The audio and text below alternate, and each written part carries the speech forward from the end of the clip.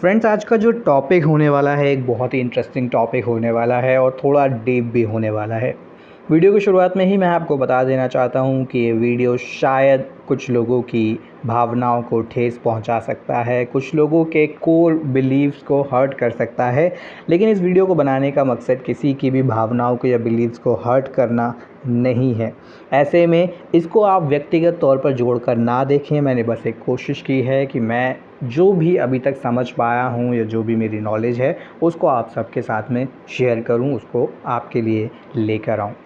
दोस्तों, आज का जो टॉपिक है वो टॉपिक रहने वाला है उन सभी सूफ़ियों के बारे में, सूफ़ी लोगों के बारे में, इस्लाम के बारे में जिनकी दरगाह बनाई जाती हैं, जिनकी दरगाह होती हैं।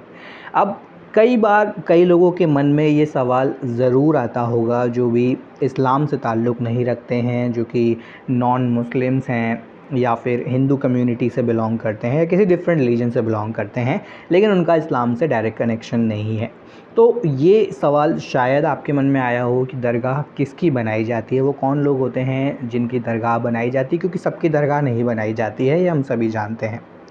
और जिन भी लोगों की दरगाह होती है तो वो वहाँ पर कैसे रहते हैं या वो कैसे काम करते हैं, क्योंकि जब लोगों को फ़ायदा देखने को मिलता है तभी वो दरगाह पर जाते हैं, या फिर उनका जो भी करम आप कह लीजिए वो कहीं ना कहीं लोगों के ऊपर रहता है। जो भी दरगाह पर जाते हैं, अपनी मन्नतें मांगते हैं, अपनी जो भी उनकी ख्वाहिशें उनके सामने रखते हैं, अपनी बातों को साझा करते हैं, सजदा करते हैं, प्रेयर करते हैं, जिस भी फॉर्म में या जिस भी पर्पस के लिए वो दरगाह पर जाते हैं, तो वो कहीं ना कहीं उनको पूरी होती हुई देखने को मिलती हैं, वो कहीं ना कहीं सच साबित होती हैं। ऐसे में सवाल उठता है कि ये दरगाह पर कौन होते हैं, और एक मैं कोशिश करूँगा वीडियो में आगे चलकर कि इसको सनातन धर्म से थोड़ा जोड़कर मैं आपके सामने लेकर आऊँ। वन मोर टाइम मैं कहना चाहूँगा, मेरा इस वीडियो को बनाने का मतलब किसी की भी धार्मिक भावनाओं को ठेस पहुँचाना नहीं है। तो देखिए, सबसे पहले मैं उन लोगों को बताना चाहूँगा जो कि नॉन मुस्लिम्स हैं। हो सकता है मेरी इन्फॉर्मेशन पूरी कंप्लीट ना हो, because I am a non believer, या आप कह सकते हैं I am a non Muslim. सो जितना मुस्लिम्स जानते हूँ मे बी मैं उतना ना जानता हूँ। सो उस चीज़ को भी आप यहाँ पर कंसिडर कर सकते हैं। तो देखिए, जो भी जिनकी भी दरगाह बनाई जाती है वो कहीं ना कहीं एक समय के ऊपर बड़े सूफ़ी रहे होते हैं। उन्होंने बहुत ज़्यादा इबादत की होती है उस ऊपर वाले की, बहुत ज़्यादा उनके ऊपर करम होता है उस ऊपर वाले का। और जब भी उनका अंतिम समय आता है तो वहाँ पर जिस भी स्थान पर वो रहे होते हैं, जहाँ पर उन्होंने इबादत की होती है उस ऊपर वाले की, उस अल्लाह की, उस ईश्वर की, जो भी आप नाम देना चाहें, तो उस जगह पर जो है उनकी दरगाह को बना दिया जाता है। और क्योंकि इतनी इबादत उन्होंने की होती है तो उनके पास नेचुरली जो है वो पावर्स होते हैं, या गॉड गिफ्टेड कह सकते हैं, या ऊपर वाले का करम उनके ऊपर होता है कि वो पावर्स जो है वो उससे दूसरों की हेल्प कर पाते हैं। अब यहाँ तक का कॉन्सेप्ट ईज़ी है, आप सभी को समझ में आ गया होगा। जो नई चीज़ मैं यहाँ पर ऐड करना चाहता हूँ, या मेरा इस वीडियो को बनाने का पर्पस है, वो ये है कि इसको हम सनातन धर्म से जोड़कर देखें। तो देखिए, सभी धर्मों में आत्मा का कॉन्सेप्ट है, ये हम सभी जानते हैं। सोल सभी रिलीजन में होती है, ऐसा कोई ही रिलीजन होगा जो कि आत्मा के कॉन्सेप्ट को ना मानता हो। ठीक है, तो हम सभी जानते हैं कि आत्मा होती है, सभी रिलीजन में ऑलमोस्ट देखने को मिलती है, उसके नाम अलग हो जाते हैं बट दैट एग्जिस्ट। ठीक है, लेकिन बिलीव्स में आपको थोड़ा बहुत डिफरेंस देखने को मिलेगा। जैसे कि इस्लाम का मानना है कि जन्म एक बार होता है, उसके बाद जन्म नहीं होता है, और जो भी आपने कर्म किए होते हैं उसका फ़ैसला जो है वो जजमेंट डे के ऊपर होता है। जब भी क़यामत का दिन आएगा तो वहाँ पर आपके कर्मों को जो है वो जज किया जाएगा, उसके बेसिस पर आपको नर्क में, हेल में, या फिर आपको जो है स्वर्ग में भेजा जाएगा। ठीक है, तो इस्लाम का कोर बिलीफ ऑलमोस्ट इसके आसपास में रिवॉल्व करता है। सनातन धर्म के पर्सपेक्टिव से अगर मैं बात करूं, सनातन धर्म के दृष्टिकोण से अगर मैं बात करूं, तो सनातन धर्म कहता है कि आत्मा बार बार जन्म लेती है और बार बार जो वो है अपना शरीर छोड़ती है, यानी कि अपने शरीर को त्याग देती है।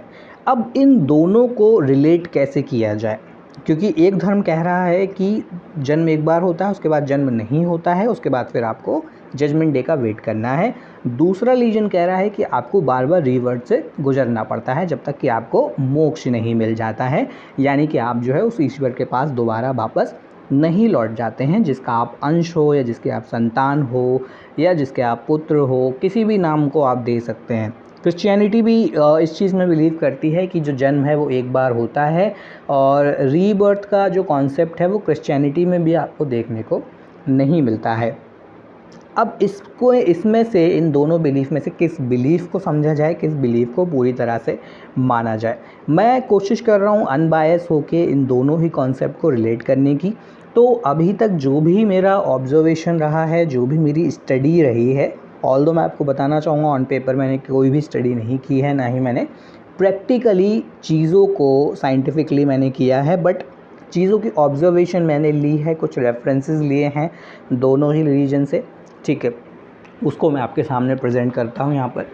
तो देखिए, इस्लाम में क्या होता है, इस्लाम में जब भी कोई अपना शरीर छोड़ता है, ठीक है, अब चाहे वो आप सूफ़ी संतों की बात करें या कोई एक आम इंसान हो, एक आम मुस्लिम हो, ठीक है, तो उसके बाद जो है उन्हें जो है दफनाया जाता है, ठीक है, सुपुर्द कर दिया जाता है मिट्टी के, ठीक है। हिंदुइज़्म में क्या होता है, ऑन द कॉन्ट्ररी, यहाँ पर जो है पंच तत्वों में लीन होने का कॉन्सेप्ट है, पंच तत्वों में विलीन होने का कॉन्सेप्ट है। यानी कि पांचों तत्वों में जो है बॉडी को लीन होना पड़ता है। अब पांचों तत्व क्या हैं, तो आपका वायु, आकाश, पृथ्वी, जल, अग्नि, ठीक है, तो इन सब में लीन होना पड़ता है बॉडी को। उसके बाद ही जो है सोल को जो है मुक्ति मिलती है। अब मुक्ति का मतलब यहाँ मोक्ष से नहीं है, मुक्ति का मतलब है कि फिर वो आत्मा जो है अगले जन्म के लिए आगे बढ़ जाती है, ठीक है।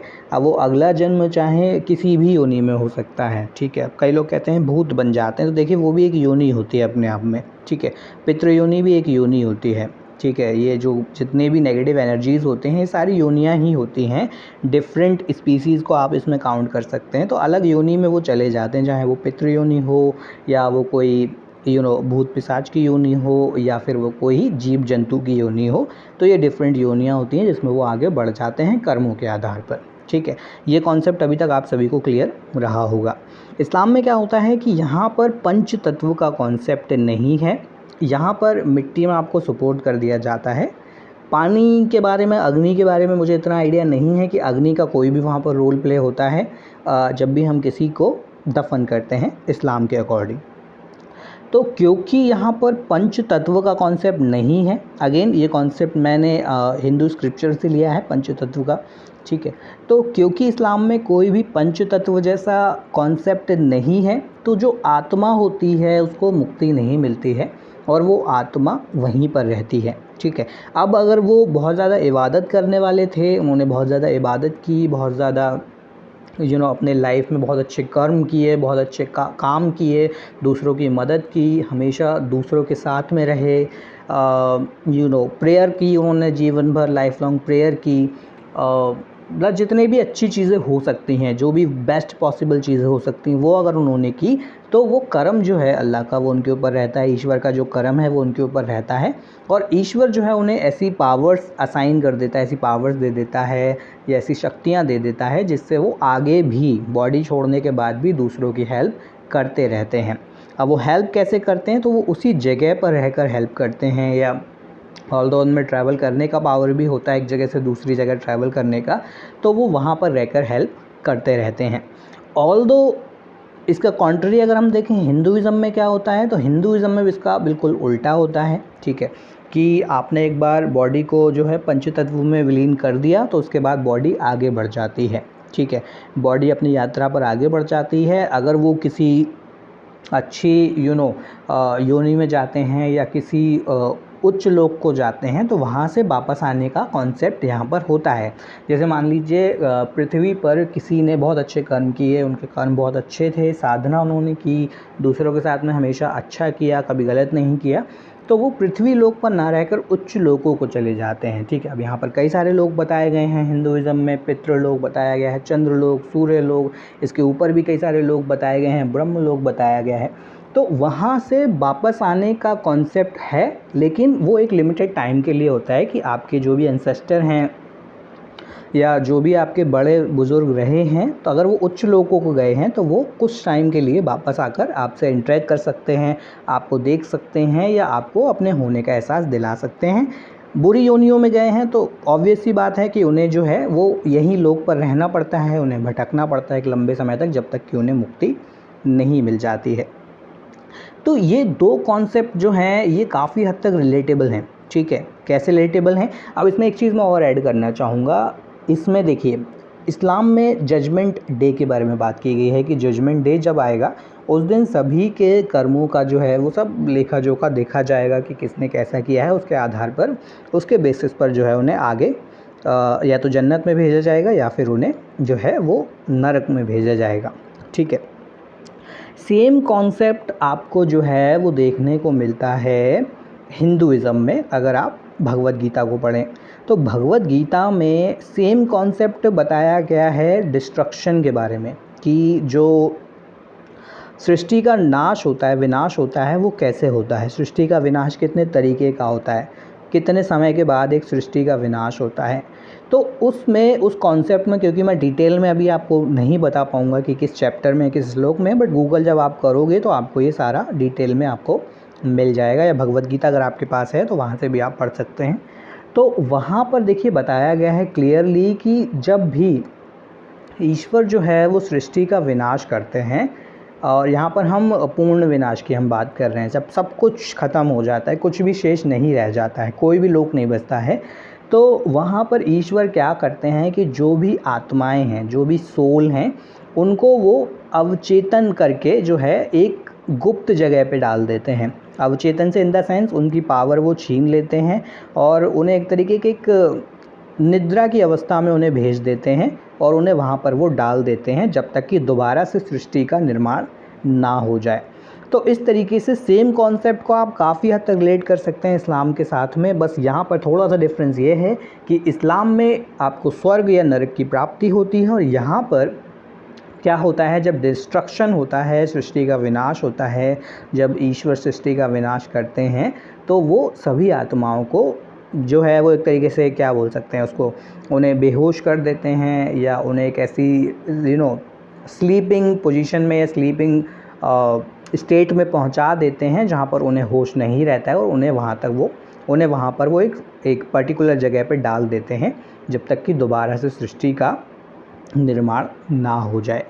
तो इस तरह से हम इन दोनों कॉन्सेप्ट को काफ़ी हद तक रिलेट कर सकते हैं। बस यही डिफरेंस है कि यहाँ पर स्वर्ग और नरक का डिफरेंस आपको देखने को नहीं मिल रहा है हिंदुइज़्म में।